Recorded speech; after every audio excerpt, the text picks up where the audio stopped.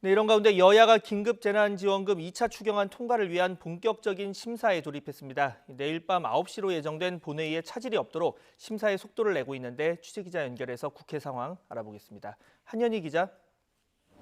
네, 국회입니다.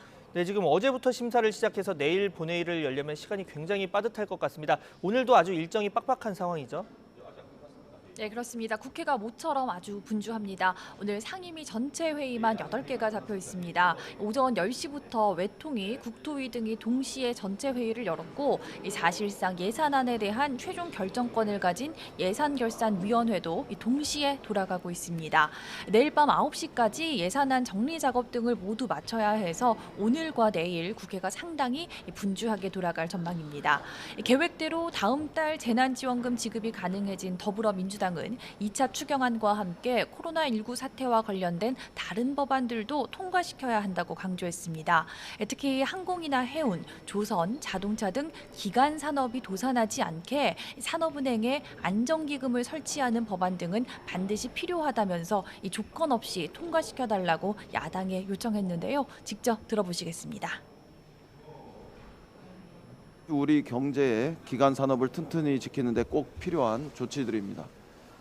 기간 산업 보호에 작은 차질이라도 생기지 않도록 해당 상임위와 예결위에서 지체 없이 심사를 완료해 주실 것을 간곡히 요청드립니다. 지원금도 좋지만 빚을 내서 지원하는 건 미래 세대의 부담을 지우는 것이라는 입장인 통합당은 예산 심사 과정에서 국채 발행을 최소화해야 한다고 촉구했습니다. 이를 위해 정부에 코로나 사태로 사용하지 않는 사업비를 조정하는 등 추가적인 세출 구조 조정안을 마련하라고 주문했습니다. 국외여비라든지 해외에 순방하는 그런 예산이라든지 이런 것들은 금년도 상반기까지 못 쓸 것이 거의 자명해지잖아요.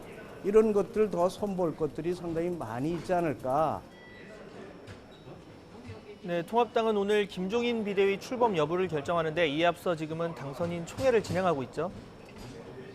네, 통합당은 원래 내일 열기로 했던 당선인 총회를 하루 앞당겨 진행하고 있습니다. 비대위 전환 여부를 결정하기 전에 당선인들의 의견을 모아봐야 한다는 중진들의 강력한 요청이 있었기 때문인데요. 심재철 당대표 권한대행은 그동안의 경과를 설명하며 위기 수습 단계부터 화합하지 못하면 국민의 신뢰를 받지 못하게 될 것이라고 강조했습니다.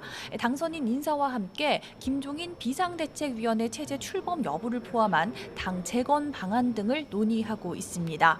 오후에는 상임 전국위원회와 전국위원회가 잇따라 예정돼 있습니다. 상임위원장과 시도당 위원장 등 40여 명으로 구성된 상임 전국위원회가 먼저 열리는데요. 여기에서 오는 8월 31일 전당대회를 연다는 당헌 당규 부칙을 고친다는 계획입니다.